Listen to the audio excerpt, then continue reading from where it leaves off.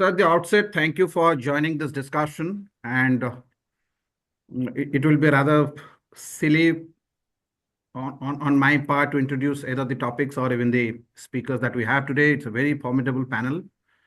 Not just they are incisive and learned in their respective fields, and left a very strong footprint in the domain of their work, but also more importantly, they have also been witness to the budget making exercise from the close quarters. So therefore, it will be of less consequence for me to sort of introduce any of you to the viewers, but on a pure play adherence to the convention or a protocol, so to speak. If I may inform our viewers that we have a power-packed panelist today. To start with, not the idea is not to see them in the order in which I inform, but they all are famous in their own rights. So to start with, Mr. Surjit Bhalla, the former executive director for India at IMF, and previously he has been a part of EAC to the Prime Minister. Then I move on to our second guest, Dr. Amarjit Chopra. He's again very experienced individual with decades of experience in regulatory and enforcement field in the context of finance and economy. So he has been former president of ICAI, the regulator for the accounting body in the country. He has also been the chairman NACAS, that the advisory body that advises the government of India on accounting and framing the guidelines on the reporting. Then we have another finest brain when it comes to business editing, that is Mr. A.K. Bhattacharya. So he's the editorial director for our for the pink paper Business Standard. It's almost a household name. So therefore, we feel extremely privileged to have you, sir, here in this panel.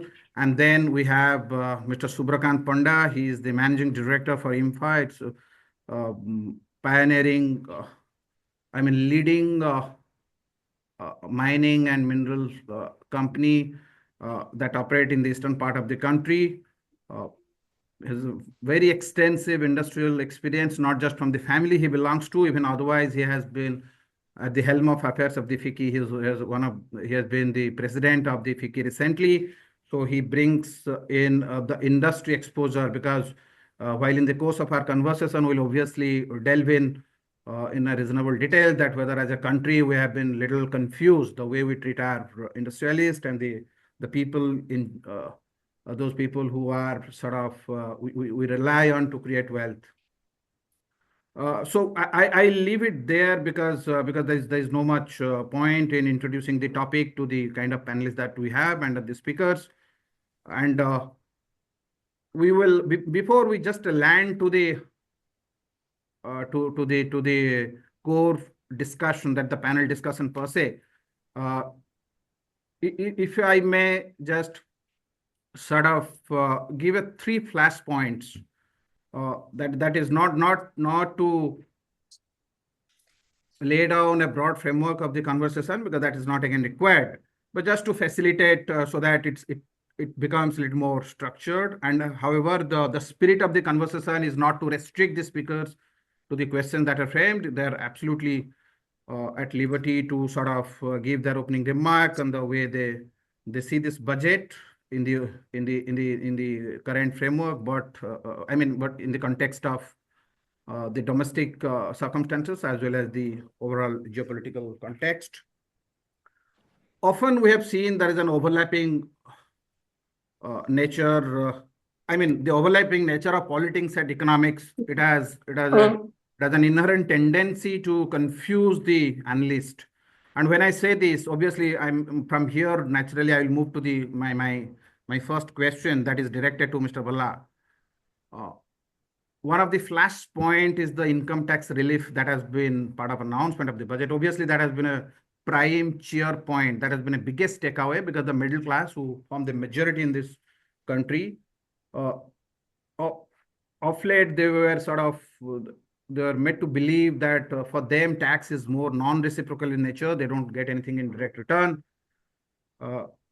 while the advocates of this thing, obviously they have relied more on probably on the good old Keynesian model, which says that in the long run, all are dead. So therefore, any new income that will be either spent or saved for the investment. So it is in this context, how do you see whether while balancing between the immediate stimulus and the long-term development strategies, where the government stands on this when it comes to this budget, and specifically uh, this tax relief that has been granted, keeping that as a flashpoint. So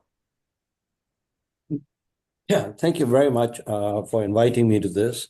To get straight to your question, you know, a little bit of background is helpful. And one of the pieces of background, and other people will be doing this research, etc. It's likely that this income tax cut is the largest in history for any country in the world, other than those countries that move from a progressive tax system to a flat tax. And they're about, actually, those numbers are increasing, have increased over the last decade. And there are now about 5 to 7 countries that have a flat tax. It used to be only Hong Kong. So that's the background, or that's the reality. We can go ahead and slice it this way or that way. Never before has a people in any country experienced this large a tax cut. How large is it? Okay. Now, what we have is that the bottom of the taxpayers, approximately 60 million people would benefit from this. That is, and maybe it's actually 50 million, but the 10 million who didn't pay taxes in 24 either. So 50 million people, middle class, and by definition, they are the middle class because they are at the top end of the distribution, that the top 10% or so. Actually, they are a larger fraction of the taxpayers that do pay taxes than their proportion in the population, but we won't go there. So, you can do your calculations. Now, I've seen the calculations done by other people. And in terms of the larger question or the additional question as to how much of the stimulus it would be, and therefore how much it will add to GDP growth. Let me give you what the conventional wisdom seems to be, and this is about 4 or 5 different analysts who have come up and said that, look, this impact is going to be very, very marginal. And how much will the impact be? It will be maybe 0.2 to 0.4 basis points. So in other words, it'll add very little to the GDP growth rate. Now, from 6.5, it may go up to 6.55, which is negligible. Okay. How they arrive at that conclusion is something we all have to look at. You go to the Keynesian multiplier or whatever. I myself have been working on that, but it's going to be much larger than 0.2 to 0.4 to 10 basis points. One other fact to note that in the budget proposal itself, and I've gone through the numbers, they are very, very credible, that even after this tax cut, which 50 million people will not pay any taxes, they were paying taxes before, that even after this, total tax revenue from direct taxes, from personal income tax, will go up by about 10 to 12%. That's in the budget proposal, in the budget numbers, and they are quite accurate. So even after the tax cut, it used to be the case just take 2019 when the corporate tax cut came about. Oh, is it revenue neutral? And was the maximum we could ever hope to achieve? This one is beyond revenue neutral. It actually adds. Mind you, all these estimates, in my view, are an underestimate of what will happen. Because one of the major reasons, in my view, should have been, and probably is, for a tax cut is to increase compliance. And we have had a steady growth in compliance, but not as much as we would have liked. It wasn't parallel to the growth in income and the number of people accruing. So we now have a compliance rate somewhere close to 40%. That is 40% of those people or 50% of those people who should be paying taxes are not in terms of the magnitude of tax payments. Okay. And this comes about through understatement and all the rest of it, you know. So as comparison, remember in the US, that number, and the IRS puts it on its website, is close to 82%. So there's a lot of room for us to increase tax revenue if we were to decrease tax rates. And in my view, the tax rate should have been reduced even more, precisely because the bang that you get from compliance, in addition to the fact that it will add to consumption, add to GDP growth, etc., is much larger, and you don't lose much in revenue at all. And indeed, I'm saying that the forecast and this is the last point, that the forecast made by the government in the budget statement will be exceeded. They will gather more taxes, and I'm talking only about direct taxes and only about personal income tax, than budgeted in the document. Thank you, sir. Thank you. Thank you, Dr. Bhalla. It has been absolutely brilliant. It's a quintessential Dr. Bhalla kind of response. It sort of makes me think, in law, what we study, to prevent a larger evil, sometimes you have to allow a smaller evil to happen. One good thing, at least this budget has done, people who are like me, who are not even have ever been a formal student of economics, at least we have, gone to refer to how MPC is computed, the marginal propensity to consume, because these are the sound bites that consuming all this space. Absolutely fine. I think it's a very interesting and useful response that we got to start with. Now moving on this conversation, if I go to Mr. Panda, this is around MSME sector.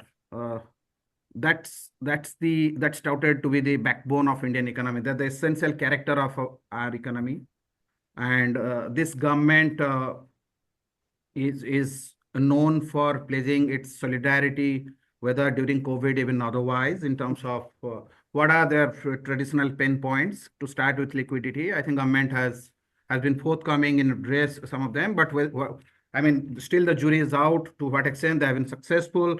And another interesting thing, coincidentally, during your presidency, the FICCI that was responsible for issuing a report, a very comprehensive report on MSME. So it is in that context, I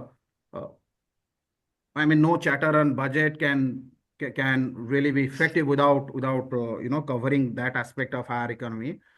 So with the enhanced funding that has been part of part of our budgetary outlays, and tax procedures are perceived to be streamlined. So how can these initiative, in your view, will put the country's economy on the growth trajectory, sir? Sid, let me thank you for inviting me to this panel. I'm really privileged to be part of such a distinguished group. Anyway, thank you also for the question on MSMEs.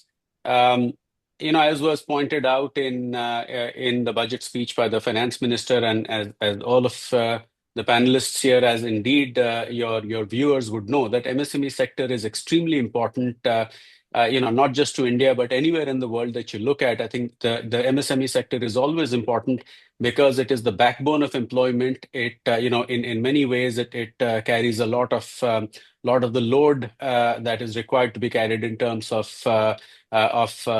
sustainable and inclusive growth. So I think from that point of view, this budget had a lot in it for the MSME sector in terms of the export promotion scheme that is there, or the mission, where the MSME ministry will be one of the nodal ministries to coordinate interventions. That is very important because while our domestic fundamentals are strong, undoubtedly there are global headwinds. And you can't have sustained growth by just looking inward, never mind how strong our economy is. So from that point of view, that was an important intervention. Secondly, of course, carrying on with the intervention which started from the time of the pandemic, which is to have at that point in time the CGT MSC, if I'm not mistaken, that's what it was called, which is the emergency guarantee scheme for MSMEs, which ensured that they had access to credit. But that has been taken forward in this budget in terms of the higher credit guarantee limits which are there. And as you correctly pointed out, that access to liquidity is of paramount importance as far as MSMEs are concerned. Of course, the manufacturing mission specifically referred to, high employment potential sectors like textiles, leather, etc., where again MSMEs play an important role. And last but not least, the long-standing demand from FICCI and other chambers that the relaxation in the limits which define, who is an MSME. And that will again, I think, make sure that these, all these interventions are targeted at a broader spectrum of entities. So I think from all of these points of view, there has been a lot of, good moves in the budget, which will be helpful. Moving on to the point you mentioned about the FICCI report, which was released in 2023 when I was president of FICCI. So we had FICCI, as you know, has a very large membership base with MSMEs in particular. So we had leveraged that to come out with a report on the awareness of and preparedness for specifically digitalization and sustainability. Now, as far as digitalization is concerned, unquestionably, there was a very high degree of awareness, as well as a fairly high degree of desire to sort of, and knowledge as to do what needed to be done. But what was very surprising, and pleasantly surprising, I may add, was the high degree of awareness when it came to sustainability amongst MSMEs. And that was, of course, driven very strongly by the supply chain ecosystem, where their buyers, etc., need to ensure that their supply chain is compliant with sustainability norms. But there was a high degree of awareness and a desire to be compliant, a desire to take advantage of the opportunities which open up when you are seen as being sticking to ESG norms, etc. But I think the focal point of that study was that MSMEs need handholding, because by definition, I think the larger players are either clear what needs to be done, or have no dearth of resources to employ the best of consultants to chart out a roadmap for them. MSMEs in that context are a little constrained. And while the government has done a lot, the report pointed out the need for handholding. And I think that is sort of reflected in some of the measures that you have seen since, because I had met the finance minister with the report. We had shared it with the MSME ministry. And I'm delighted that some of the points we had made found its way into not just this budget, but I think general thinking in the government. And I want to make one last point, going back to the budget. The one thing which was common, which was like a common thread throughout various aspects of the budget, was the focus on reforms, be it regulatory reforms, be it getting states on board for reforms aimed at factors of production. I think there was a consistent thread there, which is very important, because for us to have, for India to have sustained growth, which is resilient and inclusive, I think it is important to now go deeper into the reforms process. The Honorable Prime Minister has often talked about, his vision, which is reforms which were born out of conviction, not out of being enforced on us. I think there's been a brilliant job which has been done in that regard. But I think we now need to both broaden as well as deepen our effort in this regard. So many steps have been taken, but I think the committee which has been announced, which will go into more details of getting the states on board, I'd love to see how that plays out. And I think, coming on top of everything else, that will certainly act as a sort of a booster to growth in the times ahead. Thank you, sir. It has been a very comprehensive response, sir. I think it's a very wholesome response. Thank you so much. I think just a drawing a one-line conclusion from the thing, and not to disagree or rebut what you just explained, sir. If at all there is a bit of disappointment among the analysts because they are sharply divided, because there's a community who are interested once budget is out to dissect and sort of come out with their views. Probably they were expecting, because this is the first full budget after the India 3 came into power. I mean, assuming that the last budget, though there are two budgets, one vote on account followed by a full budget, but this budget when we are still 4.5 years away from the next election, I think a lot of politically difficult reforms could have been undertaken. So when I say this, it's not that I'm just echoing what others are sort of expressing concern over. Maybe just as I understand, they were expecting more announcement on the line of schemes, missions, and funds rather than packages or interim thing. But anyway, but that's their view. So while just going back to what Dr. Bhalla in a part of his briefing he said, so this what we call stimulus or an interim solution, probably that has a more lasting and more enduring benefit. And I think we are moving very organically, and when you very appropriately place the role of MSME vis-a-vis its the weaknesses that it has inherited, and how the ecosystem was not fit enough. I mean, was not adequate enough to support their growth, but that right from COVID time, and you rightly refer to the credit line. I think that was pegging at some 3 lakh crore that point in time in 2020, and since then it has only there's no looking back when it comes to the way we have been the approach towards the sector. Moving on, sir, we now move to Dr. Chopra. Sir, now we come to a sector very close to everybody's heart, irrespective of what we do for our living, that's agriculture. So that's how we save our soul. So agricultural initiative has been on the forefront of any budget, irrespective of this thing. Of course, Mr. Bhattacharya will bring in the historical trend, or how does he has been assessing the budget, and what are the pitfalls and the strengths, the way budget making exercise is made in this country. Now this sector, I won't say has been languishing. As a country, I think we take pride in the that we are a food surplus country today. Now we are not getting into the mandate for the day is not to get into whether we are still suffering, or we still have the lacuna in the way we store our food, or there is room for improvement. I don't think that's a narrative for another day. But I think by boosting pulse production and establishing a dedicated Makhana board, because that is what was clearly coming out of in this budget. How do you see that this will be a catalyst in reducing our import dependency and elevate the farmers' income, what has been one of the foremost commitment by the government since it came to power?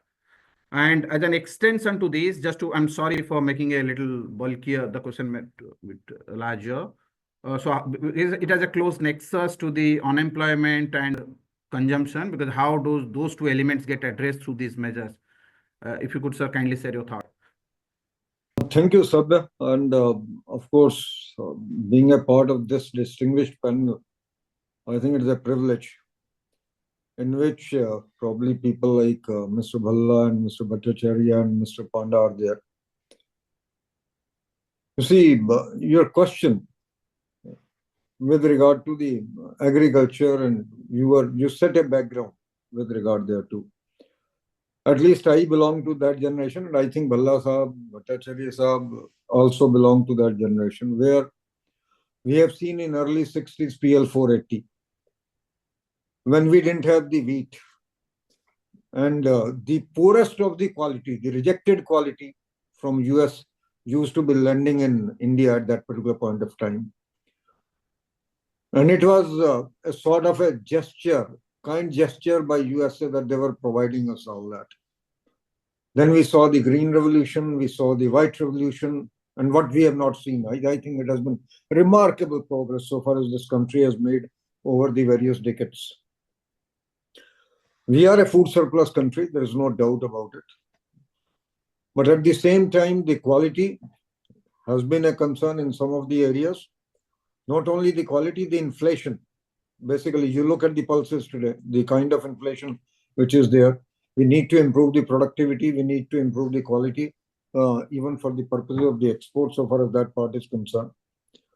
I must say this setting up, the government has been very conscious in all these years that agriculture has to take the front seat rather than a back seat. What has happened in a country which has been dominated all the years when I was a student in BCom, of course, Bhalla Sahab was talking about the highest relief in the tax. I can say when I was a student in BCom, at that time, the direct tax rate, income tax rate, used to be the highest slab of 96 or 97% at that time. And if I used to add the wealth tax and the gift tax and the estate duty, etc., it could cross 100% also at that particular point of time. So it has been a very interesting scenario, and we have been taking pride in saying that we are an agrarian society, basically.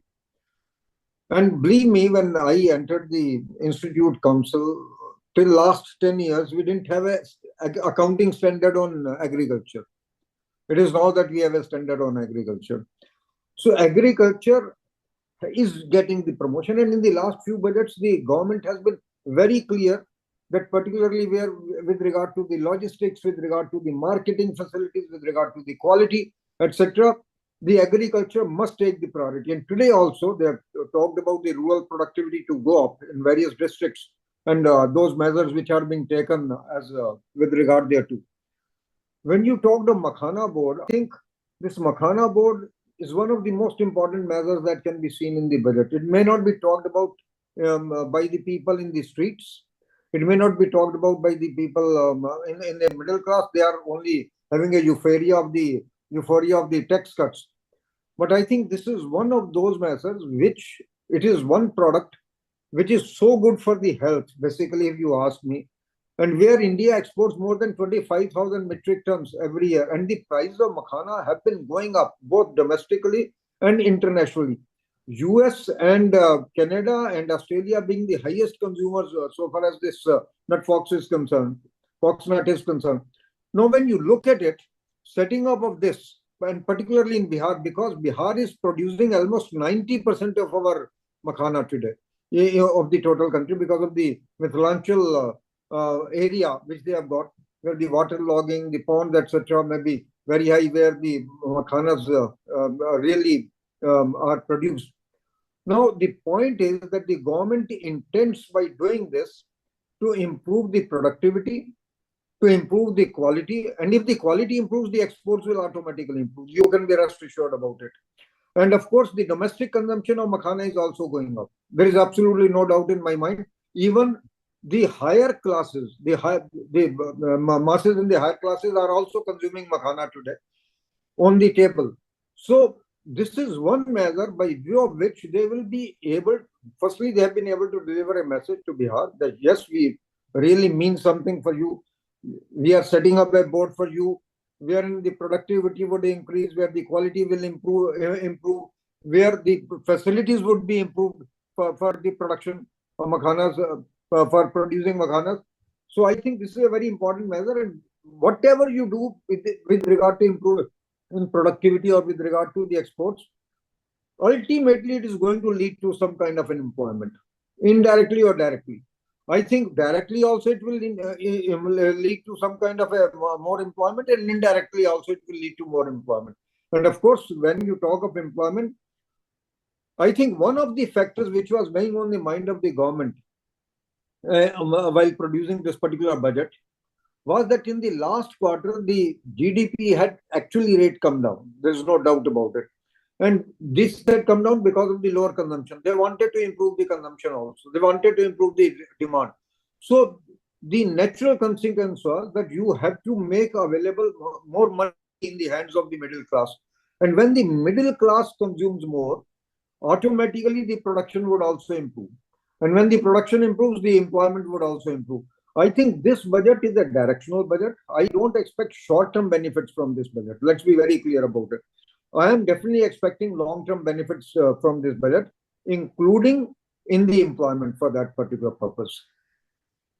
Thank you, sir. Thank you so much. I think you have made a lot of important points, and we will summarize that maybe this thing. So just to then a 1 minute summary, we all would agree that the character of our economy is defined in a way that it is primarily a domestic demand-driven economy, which means for a layman like me, the way I understand, we can produce and consume ourselves. So while it is not just about, but at the same time, I think Mr. Panda made a point that we can't be inward-looking anymore, because it's a very close. We are integrated. We live in an integrated multipolar world order, far more integrated than ever before.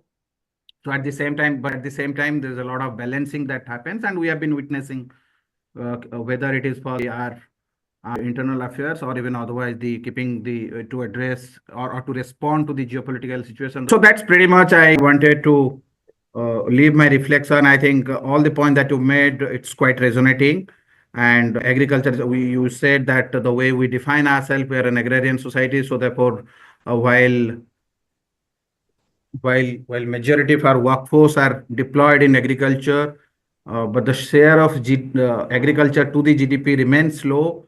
So that's again a very complex subject by itself, and that is not something we would like and explore here, because we will not be able to do justice to it. But I think otherwise we all agree in principle, and otherwise the point that you made on it. With this, sir, we move to Mr. Bhattacharya. I think, and sir, thank you for being so patient. It's a great honor. One can understand that what will be your schedule. Just 10 days gone past, and you being the head of business standard, and you are spending your evening with us. Really grateful.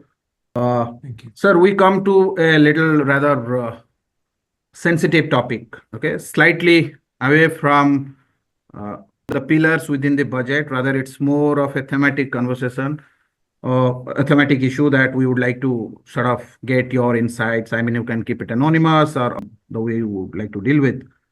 That's around the public trust, the transparency that is attached to the budget making. So if I had to frame a question, that how can a greater transparency in budget outlays, and basically the allocation and outlays, what we call, enhance the public trust and ensure a more effective utilization? Because why this question assumes relevance, and then thereafter I go quiet for you to respond.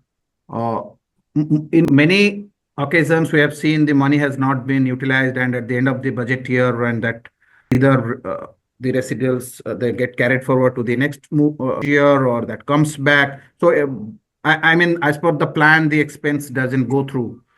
So your thoughts, sir?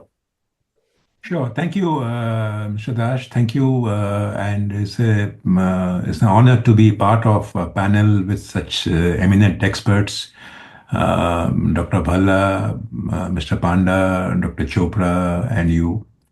I will not get provoked by your provocative statement on trust and transparency, because this budget, for the last in the last few budgets, have been following a trend which is very refreshing. So probably I will disappoint you, but what I would say is that there are two parts in which I will answer your question. Why is it that it is refreshing?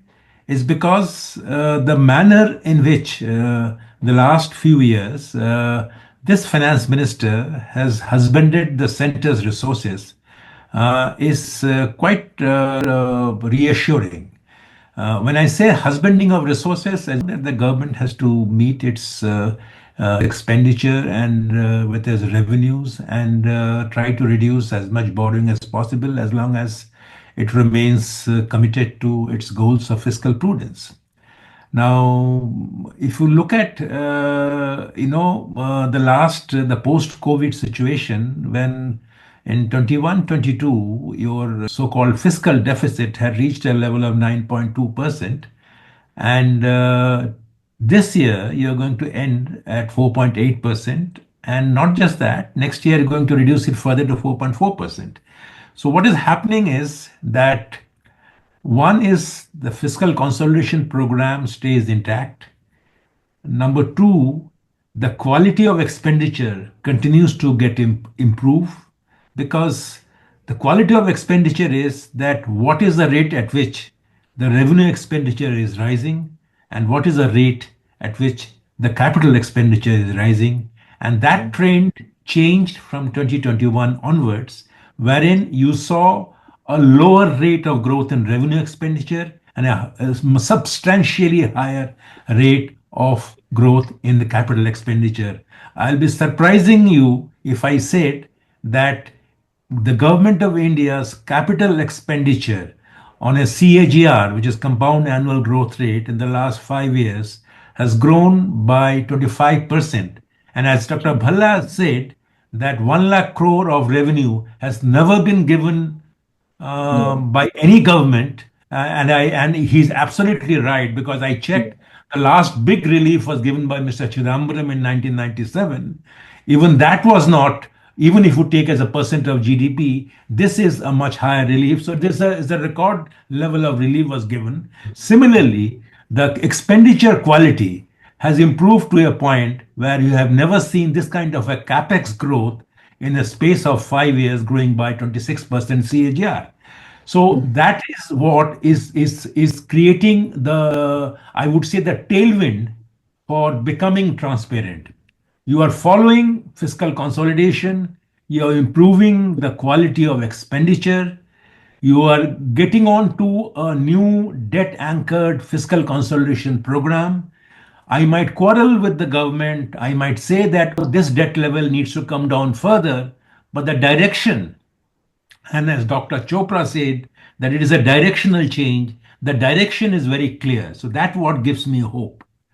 Now, having said this, that this is the base on which the trust and the transparency element actually come up and arise, is because the way the finance minister has husbanded her resources. Now, how is it that the government is showing greater credibility of numbers? That's because every year you announce a number and you don't actually exceed the deficit number, you actually bring it down.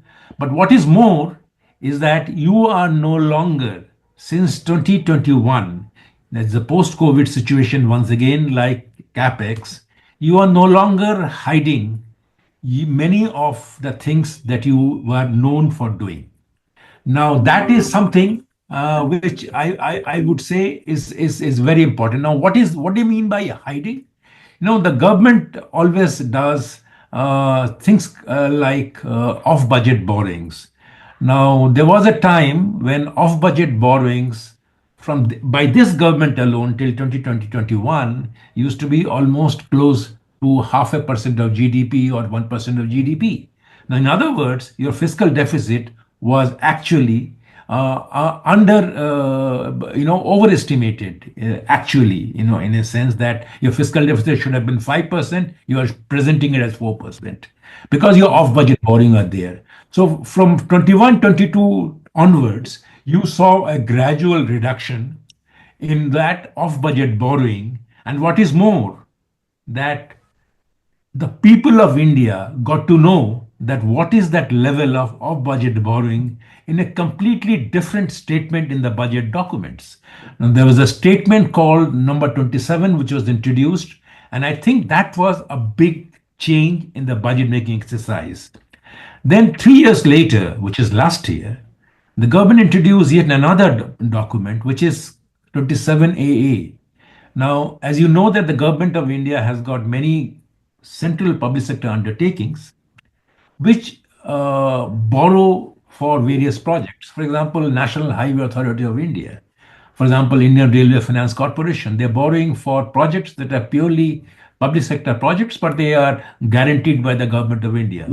Now, from last year onwards, you are seeing what is the outstanding borrowing of these two major units, railways and roads. And mind you, that is where the biggest investments are taking place right now.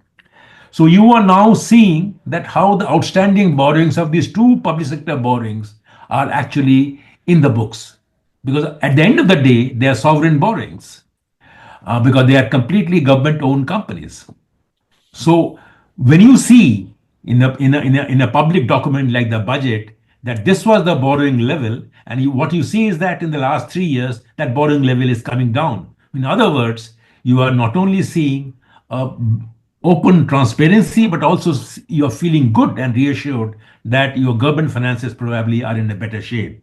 And this year, there's a new element has been introduced, which is the statement number 4AA. Now, that statement gives you the actual money that is lying to be used in the state government accounts. And that statement is a staggering amount of 1.6 lakh crore in what is called the SNA.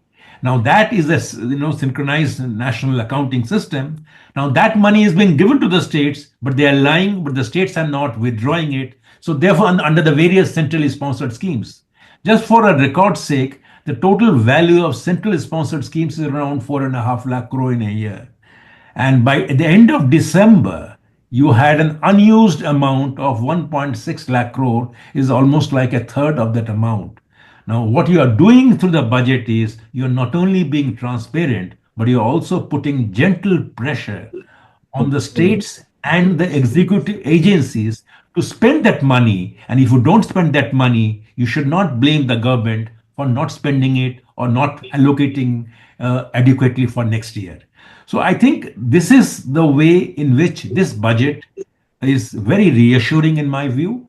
It's a budget that has many other aspects. I will not go into the statement on various reforms, regulatory reforms, the non-financial sector reforms promised, the financial sector reform that has been promised. There's a global capability center reform that has been planned, and all in consultation with the states. There's only one regret that I have is that the budget has not pushed enough on the agenda of disinvestment, asset sales. And that is something which is a cause for regret, because not because that public sector is something that's not a good commodity, but it's because probably that is one entity which can be utilized better and made more efficient. And because if you look at the last 5 years track record, the public sector's ability to generate their own resources is declining at a rapid pace.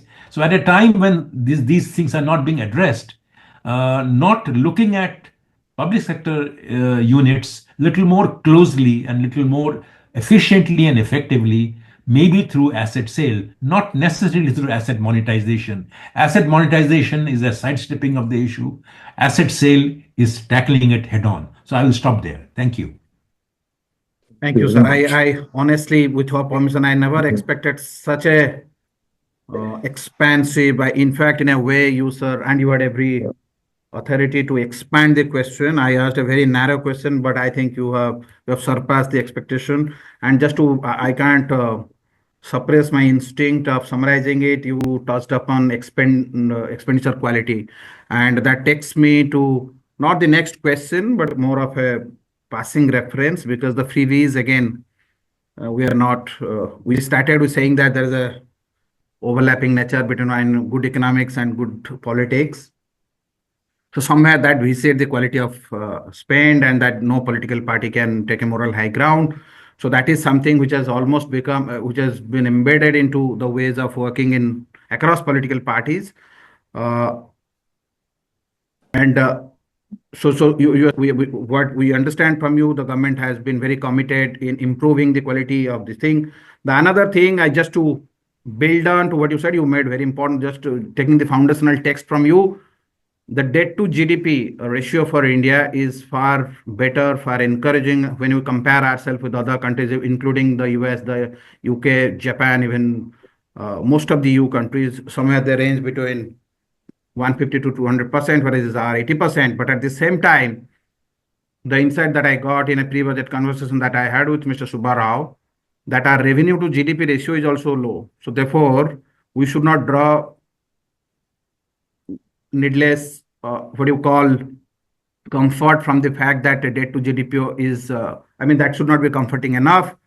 So therefore, but at the same time, sacrificing revenue is not an option. But as we understand, it's all easier said than done. It's a very diverse country given the scale and size of our country. So the government has definitely has a lot more challenging, daunting task to maneuver. So therefore, it's very easy for an analyst or for anyone to form an opinion that's more of just an analysis. But I think government grapples with more than what we all do. Then you refer to sovereign guarantee. And this is just one last point I want to make. For some reason, and more of strange reasons, while in accordance with the scheme of our constitution, the states are in fact more responsible to move reforms. So except finance, in the factor markets, rest all lies with the state. But for some reason, historically, the states have been away from even the basic rigor of public scrutiny when it comes to budget. So today we have assembled here to discuss the union budget, not a state budget.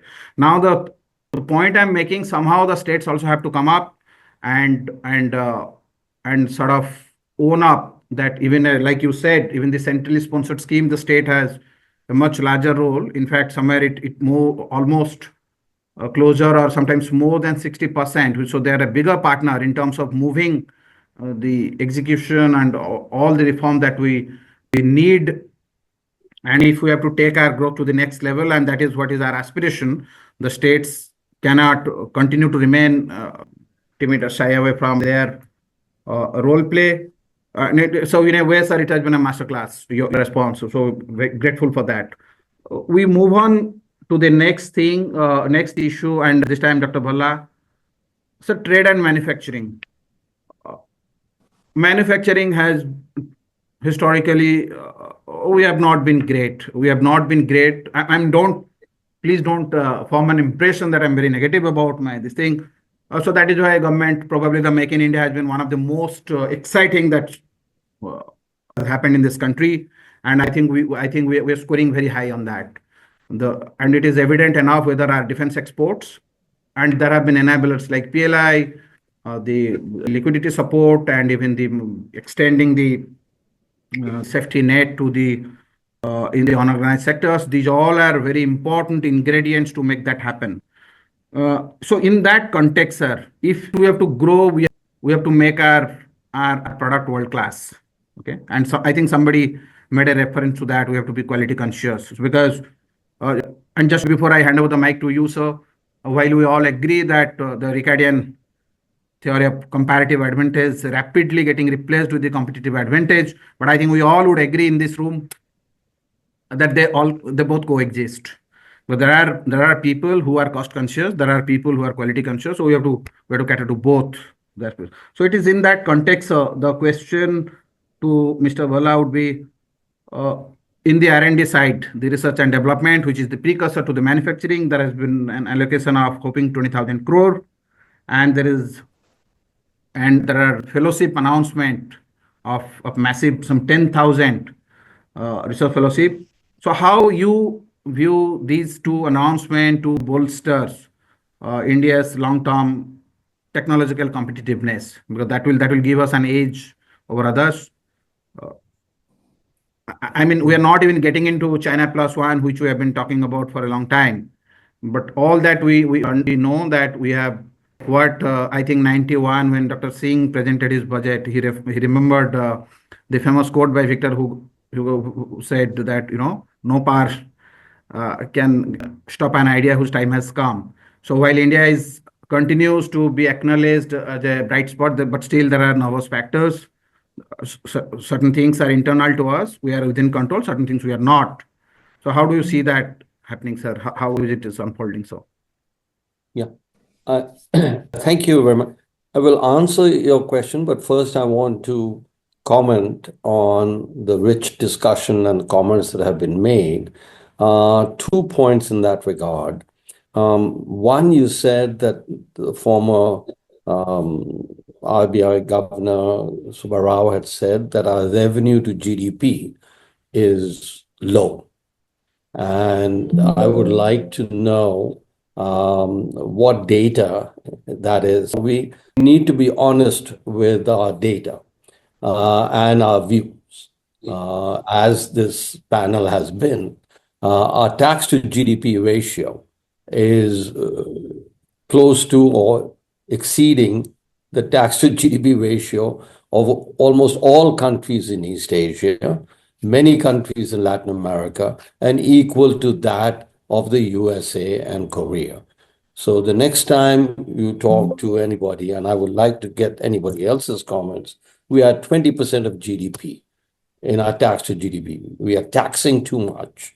And and I do agree that the allocation has to change. I fully agree with the disinvestment. There should be a lot more. But I really think if funds are not being utilized, there's excess, if you will, inventory or projects, and they are not using. So how do you come to the conclusion that revenue to GDP is too low? Second, on the transparency, and this is a question to all of us, why we are doing the budgets the same way as we did in 1800? Why this secrecy? And what I like to know from everybody is, do they know of any country outside of the subcontinent where budgets are done in complete secret? We are talking about transparency. So why is it not the case that there should be consultations throughout the year with the stakeholders, with the experts, and then the government comes out with a budget? That has to be the most transparent way you're going to do the budget. But we don't do it that way. So why isn't anybody raising that question except me? I mean, in this 2025, to have a budget done in complete secrecy from all the stakeholders except the government itself is, I think, is done in order to give the TV guys and the policymakers an audience. But, nobody has yet come up with an explanation as to why this is done. It's absolutely non-transparent. And no matter how much transparency Mr. Bhattacharya looks into the budget, which I agree with, the most transparent way is to have open discussion throughout the year. So, and then come up with a policy. No other country does this. Okay? There, the budget is a non-event. It's done in consultations. Everybody knows. It's debated throughout the year. And then, so it is only in India where the deep state has to operate in secret in order to present the budget. So that's now there's another one aspect on now move to trade and manufacturing, which has not got as much publicity as it should have got. A mega reform in the making, which relates to trade and investment. It's a review of the bilateral investment treaties. Now, I don't know how many people know, but that starting in 2015, the government came up. This government has been responsible for a lot of reforms. And I've written about it, and you've written, and others have written about it. But this de-reform has not been much commented on. And that is they came up with a model investment treaty to replace the bilateral investment treaties that were in existence. Now, just to put it on the plate, the bilateral investment treaties that have been in existence in India and every country in the world has been broadly along the following, and there are about 200 such treaties, broadly along the following lines. There's a foreign investor who brings in money, and there's a domestic investor. That's why it's called foreign direct investment. And therefore, you need an investment treaty. You don't need an investment treaty for portfolio investment, but you do need, since there are two agents involved. And like happens in the rest of the world, in all marriages sometimes get to the point of a breakup. This is normal, very normal. Human nature, corporate nature, etc. So what did countries, and what are countries doing? What they're doing is, and what we have done until 2015, was that when there's a dispute, then, and the agents or the countries, the firms cannot resolve the issue, you go to a third party. And the third party is a jurisdiction outside of the two countries to avoid any conflict of interest and other issues. So what is the new investment treaty that came into effect in 2015 to replace all the existing treaties did was to say that when there's a dispute, thou shalt go to an Indian court. Now, I don't know anybody in the audience or anybody I know trusts the Indian court system. We are improving, etc., but we've got a long way to go before we get to be transparent in our judgments by the court. So the Indians don't trust the court system for good reason.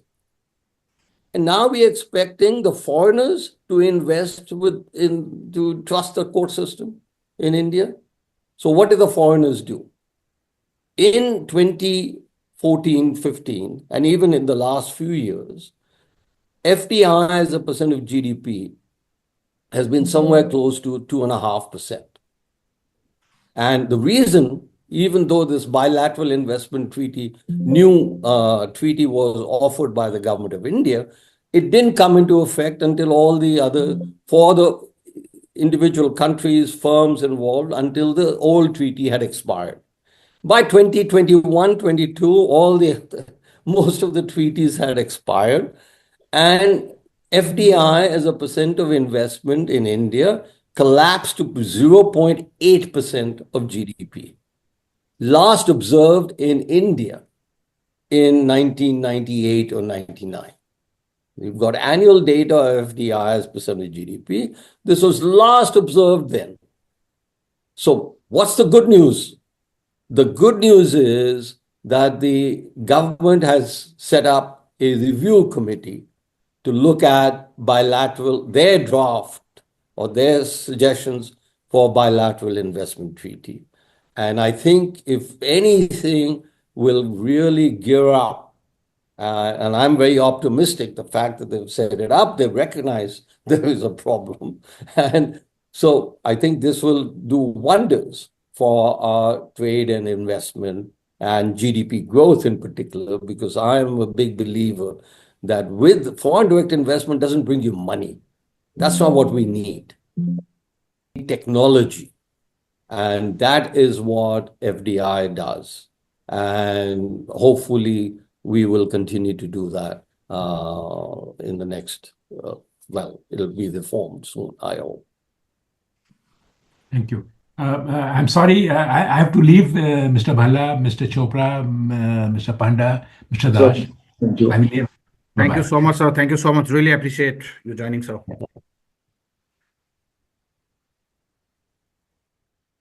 Yeah. Sir,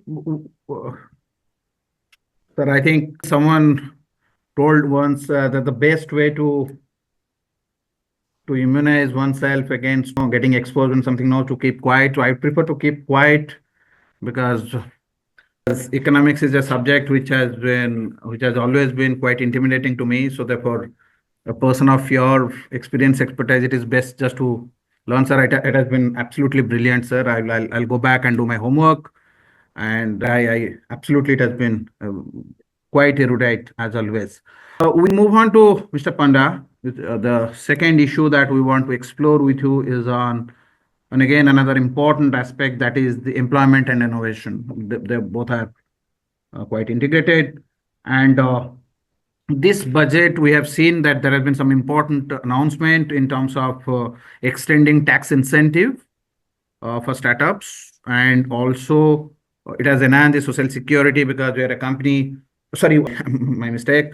My apology. We are a country not known for developing. Traditionally, we have not been able to develop very robust, social security network, so that supports the people who really need the help.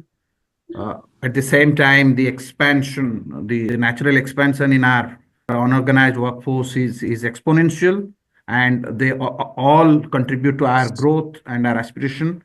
So now, one of the most uh, interesting thing that has happened in this budget is this. They have openly they have explicit policy to cater to this sector, which has never been the case before in such a formal way. So how do we see that this will not only drive innovation and also reshape the gig economy landscape in this country? So thank you for that question. I think you're basically coming at this from the point of view of startups and the gig worker environment.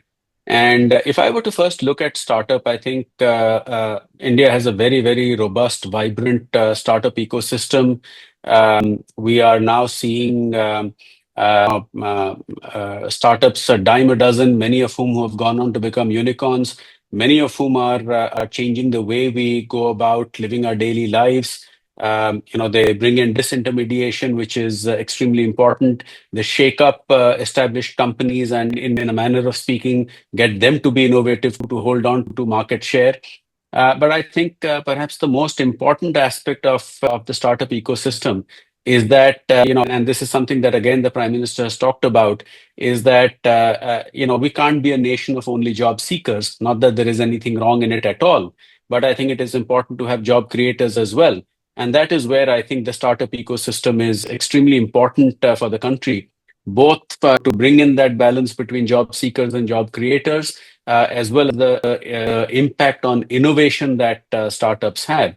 And if I were to sort of have a related digression, if at all I can use a term like that, innovation is something that India needs to focus on very in a laser sharp manner.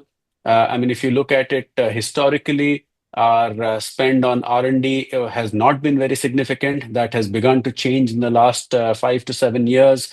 And even now, I mean, I may get a little bit of flack for this, but repeatedly we see every budget there is a demand for incentives for companies to invest in R&D. I mean, it's not as if I'm against incentives, but we also need to realize that if we have aspirations of being an advanced nation and an advanced economy, then R&D and innovation are integral part of it. So as I said, I'm not against incentives for encouraging R&D spends, but we have to also realize that it is in industry's own interest to be, to invest in R&D, to be innovative and be ahead of the curve. In that context, going to the gig worker ecosystem, what is clear is that when we have a very vibrant startup ecosystem, and we have a young population, you will naturally have a lot of people gravitate towards the gig worker economy. I mean, obviously, then it is important for them to have certain security and assurances in mind. And that is where I think, what has been done in this budget to recognize that and make sure there is an outlay is important.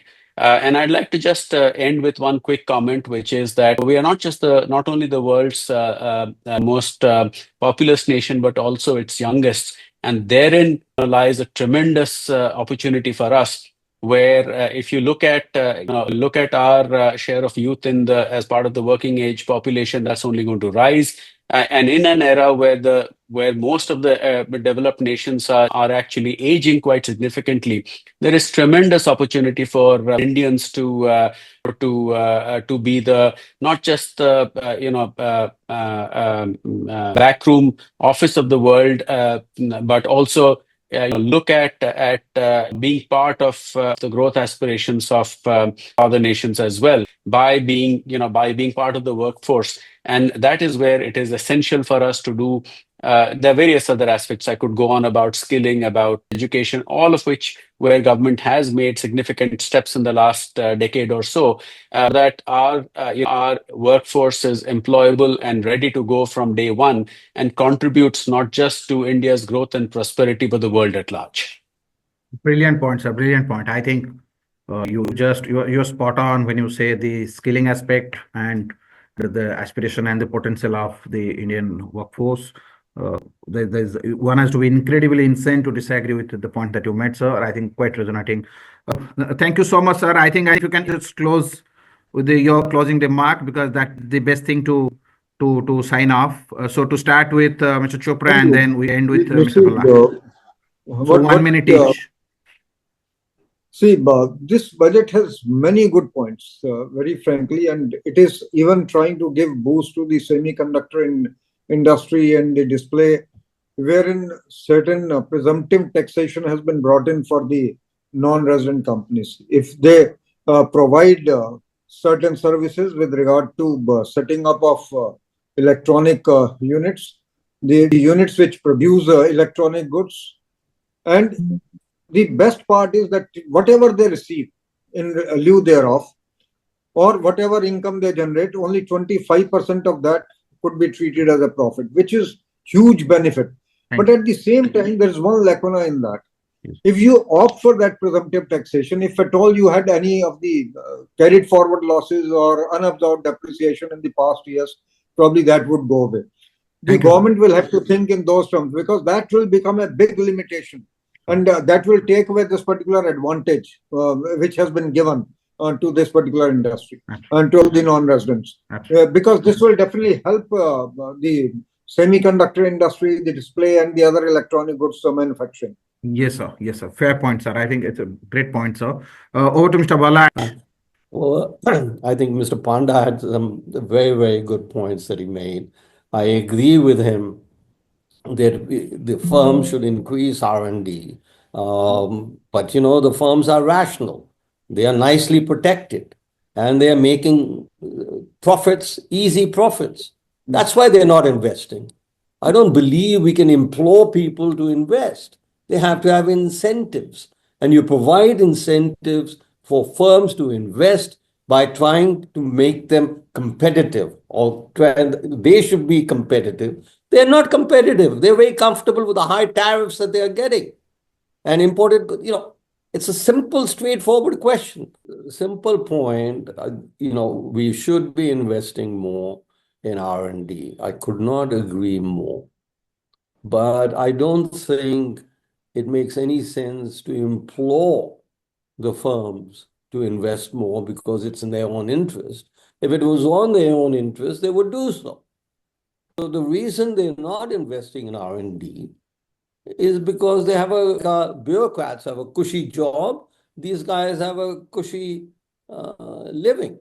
They don't have to compete to make profits. And that's where government policy has to come in. So no firm will invest on its own. No do-gooder people, there are no do-gooder firms, there are no do-gooder governments. You have to provide incentives, and then people react to incentives. That was a simple point. I can't agree more, Dash, with regard thereto. The reason being, you look at the CSR. How many companies, barring few groups, were doing the CSR before the provisions came in? And today, the companies have been mandated to do CSR. And in the times to come, these will be audited, and audited very minutely. And probably there could be outcome analysis also thereof. That if at all you have invested in CSR, what has been the outcome thereof? all these things are going to happen. Similarly, in innovation, I personally feel the kind of private investment which should have come into this country, it has not been forthcoming. Rather, people are going abroad and investing there. It is the other way around, which is happening in the last few years. Why? It is very difficult to say, very frankly, for me, and I will not like to comment upon it. But it is very, very surprising that despite government incurring so much of expenditure on capex, which Dr. Bhalla said, I don't think that any country could have done that with a 25% CAGR on that. So on the entire capital expenditure. But whether that expenditure is being supplemented by the private expenditure also, private investment also, I don't think that is happening in this country. And no country can have sustainable growth unless the private investments also come in besides the government investments. I think that's a very fair point from my side. And that's why I would like to conclude. The government has done its bit in the last few years. The industry also needs to do its bit. And it is not happening. And if on R&D, the people are not willing to invest, I think the government must step in and mandate it that it has to happen as they did in the case of the CSR. Okay. Let me respond. I was at a conference yesterday. And, where it was how Trump will affect Indian investments and so on and so forth, how Trump tariffs. So I made the point, and I'm repeating that point, that I, for one, completely welcome Trump and his efforts to reduce tariffs in India. And it's to our own benefit. So I love the pressure from him. We will decrease our tariffs and do ourselves good. So therefore, हमारी policy ये है कि अपने पैर पे अपनी कुल्हाड़ी. We, like I explained with the bits, I mean, how, and whose interest is being served? It's the industrialists. So they are the ones, you saw what happened with Nestle and the government making demands, and there's now something on Volkswagen. I mean, I don't know, we don't need the revenue. And for Nestle, for chocolates, so what happened? Switzerland then said that there goes the FTA because we raised a tax demand on them. I think you all have to influence the government. I mean, that is ultra stupid, not just stupid. So, and whose interests are being served?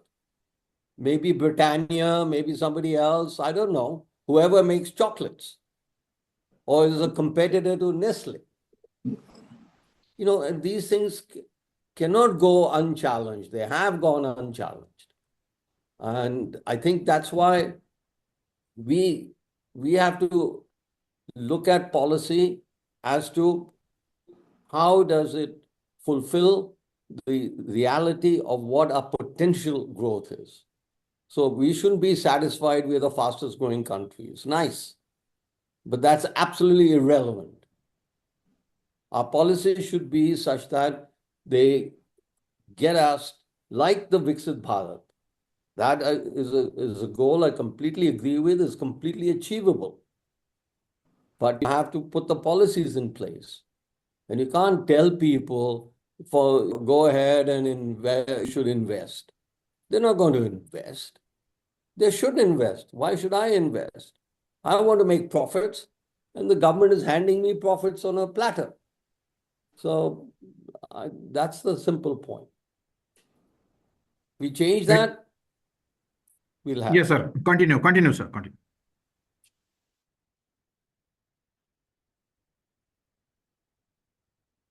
One, incentives determine effort, determine competition, determine growth. And, one point I want to make, which has not been made enough in India, and that is that the software sector, GCC now and so on and so forth, software or services exports are now higher than manufactured exports in India for the first time ever. Now, Who's being protected by services? There are thousands of workers. So that is why we are doing so well. Now, why is China doing so well in terms of its manufactured goods?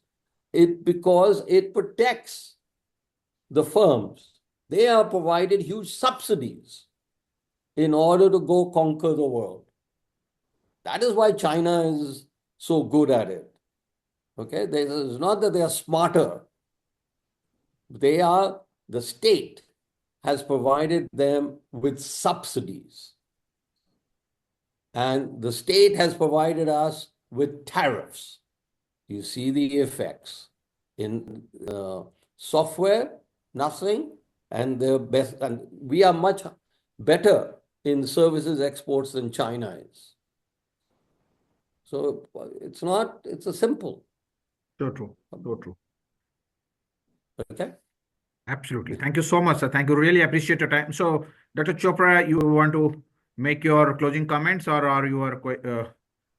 No, I think whatever I have heard from Bhalla Sahab and of course Bhattacharya Sahab, Panda Sahab, it has been just wonderful. But I would only like to say that probably this budget could have addressed few more issues. I always wonder.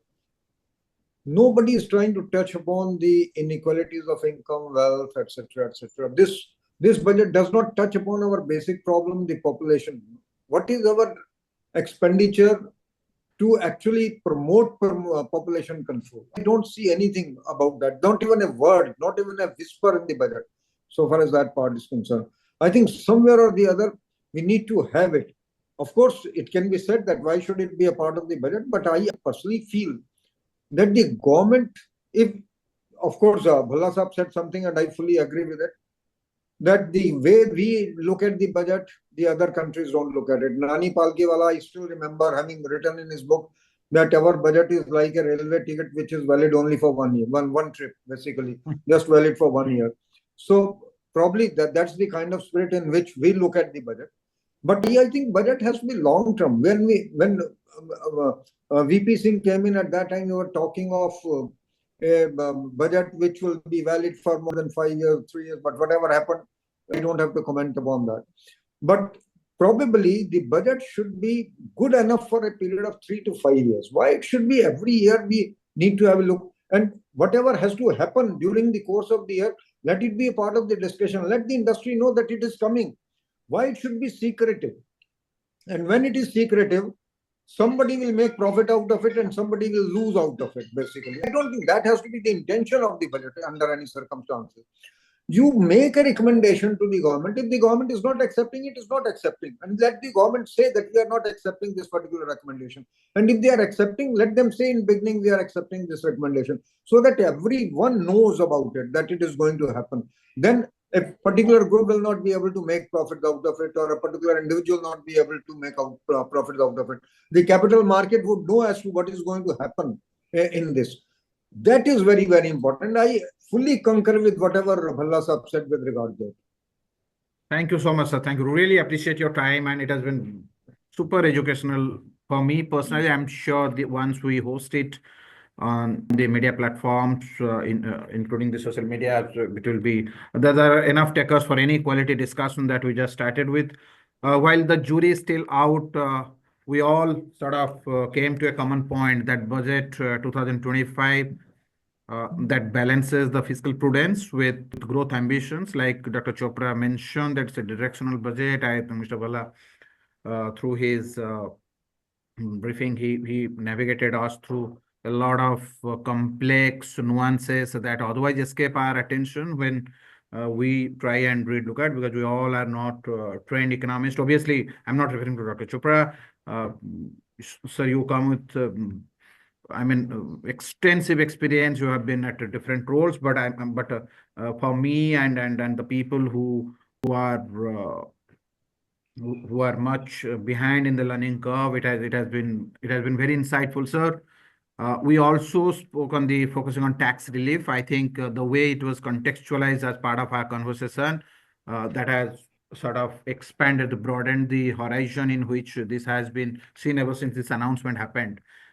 most of the analysts, they confine themselves to the whether it is actually increasing, it's a raise of exemption or it is only a rebate. These are very, very technical conversations just to narrow down, and somewhere the charm gets depreciated needlessly. Whereas you, Ajay, like any other trained economist would do that, you will see and try explore the larger, the more profound impact that will leave it on economy, and that is what we all that is how we should train ourselves to understand any such provision. Then we also spoke on the push on infrastructure and the private sector, which is a bit sluggish because the subdued private investment has been a concern for a while. And this government, in its own way, all said and done, one can always find a room for improvement. So there is nothing uncommon. But at the same time, we also unanimously recognized that the budget prioritized inclusivity and resilience, if I may say so, and its success undoubtedly will depend on how effectively it is executed. Before it expires, and of course the global economic stability becomes an important factor, because the interplay between the domestic scenario and the global dynamics are not something which one can avoid. Thank you so much. With this, we sort of end this conversation, and it has been absolutely a delight and a pleasureful experience. And we will come back to you with our next round of conversation. Thank you. Thank you. Thank you very much. Thank you so much.